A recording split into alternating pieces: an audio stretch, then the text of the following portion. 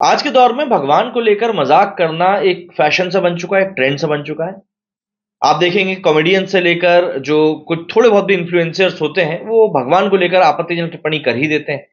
कुणाल कामरा का भी अभी एक शो आया जिसमें कि उन्होंने यही सब बातें कही हैं कि भाई मध्य प्रदेश की भावना सबसे पहले हाथ हो जाती हैं। पर इस बात के ऊपर गौर नहीं फरमाया गया कि टिप्पणियां भी सिर्फ एक ही धर्म को लेकर होती हैं, किसी मजहब को लेकर नहीं होती। खैर, इन सब चीजों के बीच में अभी जामनगर में मुकेश अंबानी जी के छोटे बेटे अनंत की शादी की कुछ फंक्शंस चल रहे थे, जिसमें सिर्फ देश ही नहीं बल्कि दुनिया भर के कुछ बहुत ही पावरफुल लोगों को बुलाया गया था। इवन वो रियाना जो कि पिछले फार्मर प्रोटेस्ट में ट्वीट कर रही थी कुछ करोड़ रुपए लेकर, वो इस बार के फार्मर प्रोटेस्ट के दौरान नाचती हुई नजर आई अंबानी जी के बेटे की शादी में। तो आप समझ सकते हैं कितना बड़ा ये कार्यक्रम रहा था। लेकिन इस मौके को वायरल बयानी ने अपने लिए एक सिरदर्द के तौर पर पेश कर दिया। दरअसल वायरल बयानी जो है वो पेपराजी की एक बहुत बड़ी टीम को हैंडल करते हैं, अपने साथ लेकर चलते हैं और सितारों से जुड़ी हुई जो खबरें रहती हैं, जो अपडेट्स रहती हैं, इनकी कोशिश रहती है कि सबसे पहले यही उस खबर को दें। ऐसे में इन सब चीजों के बीच में जब हम देख ही रहे हैं कि इंटरनेट पर इस समय हर तरफ अंबानी जी छाए हुए हैं, ये महाशय एक स्टोरी अपलोड करते हैं और इसमें लिखते हैं कि आज की तारीख में सिर्फ दो ही हस्बैंड्स की बात चल रही है। पहले हैं सीता जी के और दूसरे हैं नीता जी के।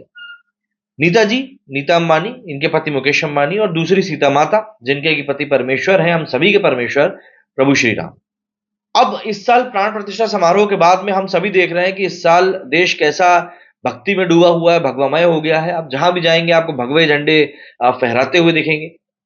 इन सब चीजों के बीच में विरल बयानी का ये ट्वीट करना या ये स्टोरी अपलोड करना कि I only two husbands matter in India, Sitas and Nitas, ये एक मेंटालिटी दिखाता है कि आप अपनी मानसिकता को कितना ज्यादा सुपीरियर मानते हो। कि यदि कोई व्यक्ति किसी की भक्ति कर रहा है, यहां पर मैं भगवान श्री राम की बात कर रहा हूं, तो आपको कितनी आपत्ति होती है। और फिर आप ये नहीं सोचते कि आपकी इस कथन का क्या कुछ कॉन्सिक्वेंस हो सकता है। इसके बाद में कई सारे लोगों ने इसका विरोध करना शुरू कर दिया। प्रमुख तौर पर रैंडम सेना ने इसको लेकर बात कही और उन्होंने पोस्ट डाला और कहा कि डिलीट दिस स्टोरी, मतलब इन्होंने कहा कि इस स्टोरी को डिलीट करो विरल बयानी, और माफी मांगो, वरना कानूनी कार्रवाई का सामना करने के लिए तैयार रहो, हमें तुम्हारा ऑफिस का एड्रेस भी पता है।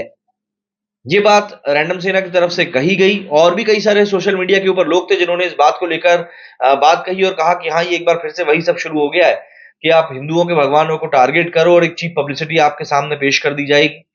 इसके बाद में जो चीज सामने आई वो ये थी कि इस ट्वीट के ऊपर उन्होंने लिखा, किसने, विरल बयानी ने लिखा कि माफ करना अगर किसी को पीड़ा हुई, मैं दिल से माफी मांगता हूं, मैंने स्टोरी डिलीट कर दी है।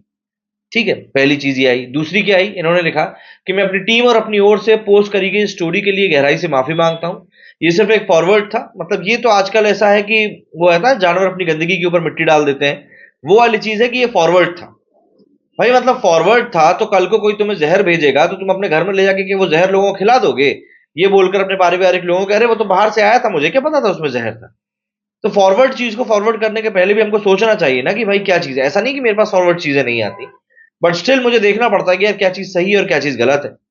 इन्होंने लिखा कि ये सिर्फ एक फॉरवर्ड था और मेरी टीम ने अनजाने में इसे डाल दिया, लेकिन उसके बाद मुझे एहसास हुआ कि ये गलत था और श्री राम का प्रबल अनुयायी होने के नाते मैं समझता हूं कि मैंने धार्मिक भावनाओं को ठेस पहुंचाई है।